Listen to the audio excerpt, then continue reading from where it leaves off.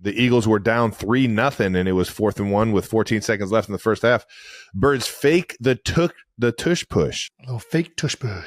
The Birds fake the tush push and hand it off to Saquon, who gets stopped short, unfortunately. Yeah, it's tough, man. That's the game you play when you're going for it on 4th. It is what it is. The Falcons. We just played the Falcons. They went for it twice on 4th down and late in the game and didn't get it. I know. And I think they were both 4th and manageable, right?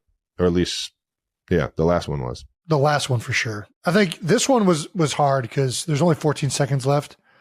And you just wonder, like, even if you get it, you get like maybe one trigger situation from like the 10 or something like that, like where you have to throw it in the end zone. Is it worth the risk in that situation? The reason the 4th down decisions are being criticized because they haven't been working. That's the end of the day. They did work in 2022, and they helped us get to a Super Bowl. And Nick Sirianni, like, he has seen firsthand how much going for it on 4th down can help and improve your chances at winning a game. Obviously, when it's not working, it does the opposite.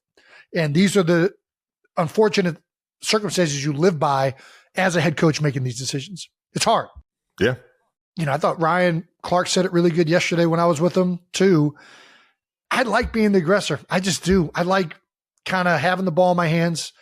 I will say, it feels right now that the points league-wide are down. Offenses are scoring less points. It feels like points are at a premium. So I don't know how that changes these analytical metrics on like a per-season basis, right? Like we're only 3 weeks in, but across the league, people aren't putting up as many points. All of these games have been pretty low scoring. Maybe take some points, and maybe that changes what these metrics are. But even the 4th and 1 with the fake little kind of QB sneak, people are like, that was against the analytics. The analytics, it was like 51.3% to 49%. Like, you ain't finding better odds than that on a roulette table, putting it on red. Like, it's still. Hold on now. Yeah, you know. Hold on now. You know. I know about the odds on the roulette table. So, like, the reality is, well, this one I get. This one, I think, with the way the time was, I think that they probably should have just, and also, they got the ball coming out of half. So, like, when you compound the fact that we get it coming out of half, let's take the points. Let's get some momentum. I mean, easier said from where I'm at now that it didn't work, because I know what's going in Nick's head. What I think is, I haven't talked to him. Like, we ran that fake quarterback sneak handoff against Washington last year. I think it was Washington, and it ended up being an explosive, right? Because they sell out to try and stop the QB sneak. It didn't work. And I'm thinking in the back of my head, it's like, maybe we're not just converting here. Maybe he thinks that we'll sneak a touchdown out. We still have a timeout. We should at least get the first down. But with where the game was at that point, it's 3-0. You know it's low scoring. Take the points. It's even game. You get the ball coming out of halftime. But I say go for it. I love it. Gosh, see, this is why you're better than me. This is why you're better than me. This is why you're a better man. You say, screw it. I'm putting my nuts on the line. Gosh. I love it. I want fucking tutties, man. I don't want to fucking settle for 3 and then get the ball. Andy's been kicking a lot of field goals. Andy's been kicking a lot. Well, I'm not mad at that either. I'll take fucking points. This is why Travis doesn't call plays. You know, it is what it is. I trust Andy with everything because he does all the work in terms to make those kind of decisions, right?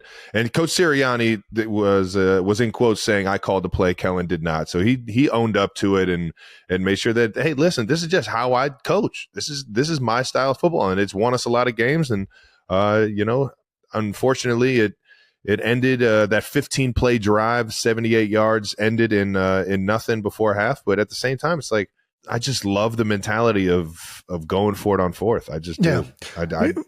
And you guys have the horses and everybody involved that can get the job fucking done. Yeah, it is what it is. I like giving the ball to Saquon Barkley on 4th and 1. I like it. Sounds really good in my head. Yeah. If it's 4th and 1, we're not giving it. We're usually tush pushing it. This was a outlier. Whatever it is, tush push, nice. I like giving Saquon Barkley the ball anytime in the game, let alone when we need 1 yard. They should have gotten him involved way earlier. And that's one of the downsides of the RPOs. But bottom line, Nick has had a lot of success in this league being risky. The last 2 years, I think there's been a number of instances that have stuck out. But ultimately, it's one of those things. You live by the sword, die by the sword. I love the confidence. I love how I've seen it work in our favor. And I just think, I know Nick and I know how much time he puts into this. And I just think that by and large, he is making better decisions than most coaches. I really believe that. I watch other guys late in game. You talk about game management, clock management. I think Nick is still one of the better coaches in the league at that. And I know the decisions haven't gone right. I know this one, it didn't work out. The one coming out of half didn't work out. Still found a way to win the football game, baby. I still got faith. I'm still riding with Nick. You know that. I know you're a team guy like that. Is there anything more frustrating than a 15-play fucking drive that ends in nothing, though? It is just. It's like a kick in the balls. Dude, it's just straight to the balls. Like, goddamn.